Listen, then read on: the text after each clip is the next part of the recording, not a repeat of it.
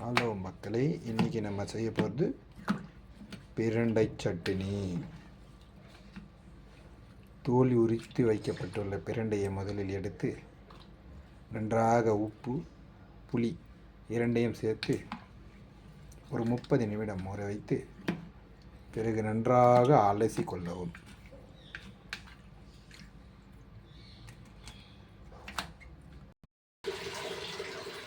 நல்லெண்ணெயை ஊற்றி நன்றாக வதக்கி விடவும். நன்றாக வாசம் வர வரை நன்றாக வதக்கவும். இப்போது இதுக்கு தேவையான பொருட்களை எடுத்து நம்ம தயார் நிலையில் வைத்திருக்கிறோம். நல்ல பொன்னிறமாக வதங்கிட்டதுக்கு இன்னும் நல்லா வதங்கணும். நல்ல பொன்னிறமாக வதங்கின பிறகு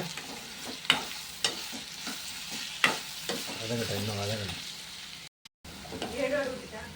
இப்படி நன்றாக பொன்னிறமாக வதங்கி உள்ளது பாருங்கள். இவ்வாறு நன்றாக பொன்னிறமாக வதங்க வேண்டும். இப்போ நம்ம தாளியத்துக்கான பொருள்களை சேர்க்கிறோம். பூண்டு,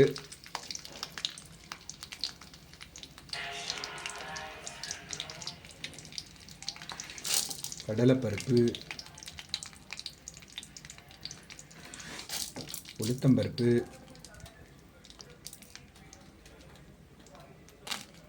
காய்ந்த வரமிளகாய்,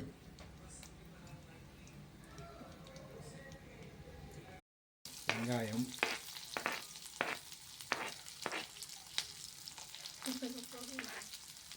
அனைத்தும் கொஞ்சம் பொன்னிறமாக இப்போ நம்ம வதக்கணும்.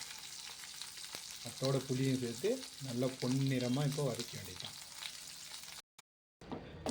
நல்லா மசாலாவோடு சேர்த்து நல்லா மிக்ஸ் பண்ணிவிட்டு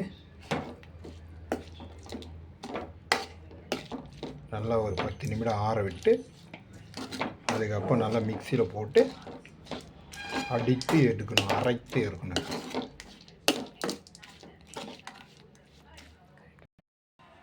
மிக்சியில் போட்டு நன்றாக இப்போ அரைத்து எடுக்கணும். பார்ப்போம் எப்படி இருக்குன்னு.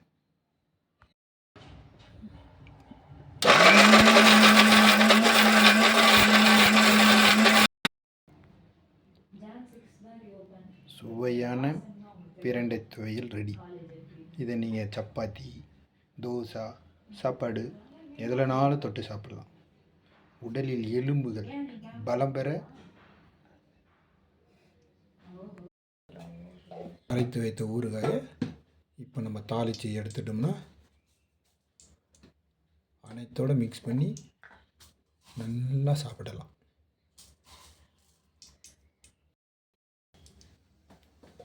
கடுகு போட்டுருவோம்.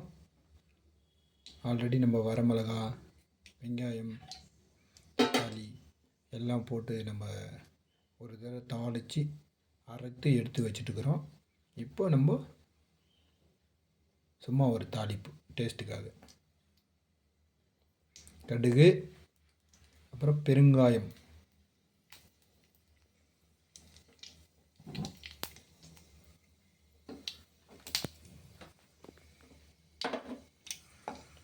கொஞ்சம் போட்டுக்கிறோம்.